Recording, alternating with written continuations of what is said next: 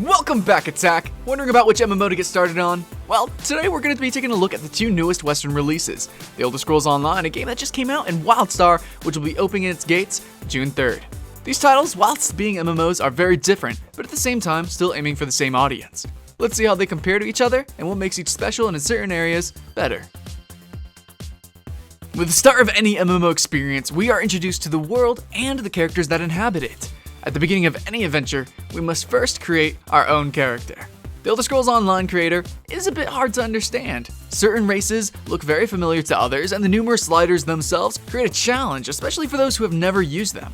While the Elder Scrolls series has always had numerous slider options and just a lot of options period, it was surprising for me to find out that Wildstar outright trumps the Elder Scrolls Online in terms of slider options and character pretty much in every single way. Not only that, but Wildstar also has much more impact and color with their character design. If you're looking to create a unique avatar, Wildstar is a good bet to do so. In Wildstar, you choose a faction out of 2, or with the Elder Scrolls Online, you choose out of 3. Then you pick a race within those factions and customize until you have exactly what you're looking for. They both contain certain presets and a randomized button, but overall, I just found Wildstar's system to be a much better overall character customizer. Both these games have a big emphasis on their unique combat mechanics, so it is important that we discuss them because they're actually completely opposite to each other aesthetically. Wildstar has a very arcade presence when it comes to the HUD and abilities. Very similar to Guild Wars 2 and Tesso though, Wildstar will be using telegraphs, but with much more emphasis. Tesso also has warning telegraphs and it does have painted danger zones, but Wildstar, more than any other game, has a larger variety and more impactful telegraph system. The Elder Scrolls Online has a more realistic approach to combat. Wildstar has double jumps, for instance, while Tesso does not. Wildstar has separate resources for multiple actions, meaning you're going to be able to do lots of things a lot of the time, while Tesso relies heavily on just 2 resource pools for all actions, meaning often if you're not very smart or calculative, you're going to be not doing anything at all. Tesso is a lot more calculative in every way, especially combat, for a smaller number of actions, which makes it feel more immersive on a one-on-one combat scenario, but it also gives high-risk, high-reward gameplay. While both have a huge emphasis on different kinds of combat, one for realism and the other on fantasy, both games have an equal advantage of using add-ons to customize the experience to sway in either direction if you want it more arcade with more information or to make it more immersive and less information. Wildstar combat is something like World of Warcraft times 2, and the whole game aesthetically is kind of similar to World of Warcraft, but it's really not fair. Wildstar is very action-paced and actually very impactful. Tesso still is a bit something a little bit more unique because it is an Elder Scrolls game, but it's less impactful and it's actually quite floaty. While at first it would appear that Tesso is more about skill shots, that's actually not the truth. It's actually Wildstar that has a more skill-based combat system in terms of pure mechanics. Levels are going to make a player feel more like they are progressing than almost any other method, so a game that lasts months to years will almost certainly have a large level ladder to climb. What do our two newest MMOs do about this? Well, Wildstar has a usual amount of grind, but with much more flexibility to what players do to level and how they spend their level points. Elder Scrolls has even more versatility in respect to leveling when in consideration to skills, since any class can use any weapon and choose which abilities to learn first. However, they both require doing quests, running dungeons, and grinding to an extent. Guys, they are MMOs. Leveling is fun in Elder Scrolls because the quests are more immersive, but Wildstar feels far more efficient in terms of grind and speed leveling. Leveling is really easy in both games, thanks to compasses and intuitive maps, and overall, both of their UIs are totally up to snuff for current gaming.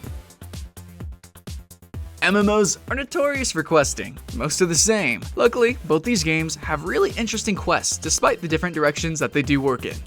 Wildstar is the most standard when it comes to questing. Even though it does have a lot to offer in terms of variety and openness, it's still very close to WoW style leveling. The Elder Scrolls Online has quests like you would expect in an Elder Scrolls game, and while it's not as personal as Guild Wars 2 or previous Scrolls games, it is still to the highest degree of immersion with good voice acting and very well written events.